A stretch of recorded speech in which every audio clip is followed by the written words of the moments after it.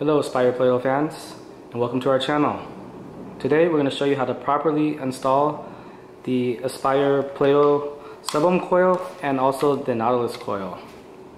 Before we get started, I want to remind you to like our video, also subscribe. So for the first part, we're going to show you how to install the sub-ohm coil, and this is a 0.4 ohm coil. So step one is we drop this coil shaft or cartridge down the Pyrex tube, and then we screw it into the base hardware, which is down here. Now the Aspire Plato comes with this tool, so you can use this tool to this thread tool to screw it down, or you can also use a coin. I'm actually going to use a coin.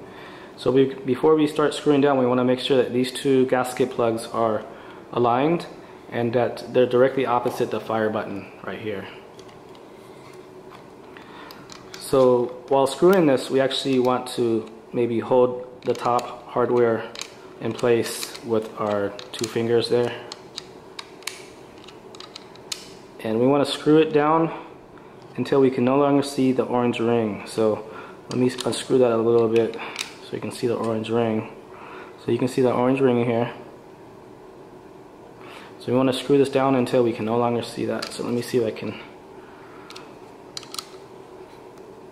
So basically we want to make sure that this cartridge screw is at least plush or deeper than the all-in-one top. So I cannot no longer see the orange. So it's down in there and we can no longer see the orange O-ring seal. So this is properly installed, and this is the sub-ohm coil. Now the Nautilus coil, there are a few steps as the Nautilus coil can be removed from this cartridge shaft. So again, this will come pre-installed onto your all-in-one like this. So step number one will be unscrewing it from the Aspire Plato device and then removing the coil.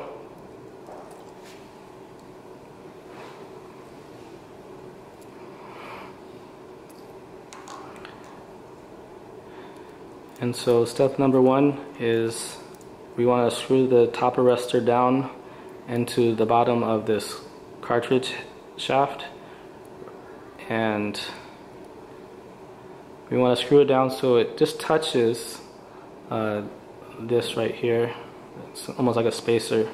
So just so it touches it, so not too tightly. And then we want to get the coil, the Nautilus coil, and screw this in tightly.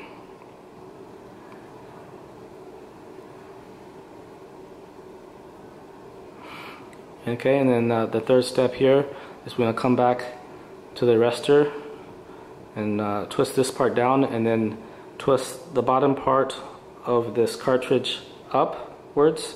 So in a twisting motion, just to make sure that this coil is in there nice and it's not going to come out. So you can even try to unscrew it, and it's in there. Okay, so again, step one, we want to screw the top arrestor down so it just touches the bottom part of this cartridge or shaft, and then you want to screw the coil in tightly. Then we want to come over and then twist down and twist up at the same time. Okay, now we take this Nautilus cartridge and we drop it down the Pyrex tube here, and we want to screw it into the base hardware. So similar step as with the sub-ohm, you want to hold this gasket plug or the top hardware in place so that the gasket plug is aligned and directly opposite the fire button. So if you're in the US, you can use a penny, and that would work perfectly. And again, we want to make sure it's flush with the top, or even, or a little bit down, deeper than this top part. So we've done that. And in this case, it's okay to actually see part of the O-ring on this coil. So this is actually the Nautilus coil.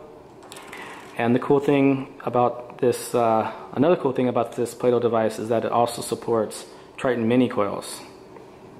So we'll be doing another tutorial on how to use and go in depth on all the things that this all-in-one can do.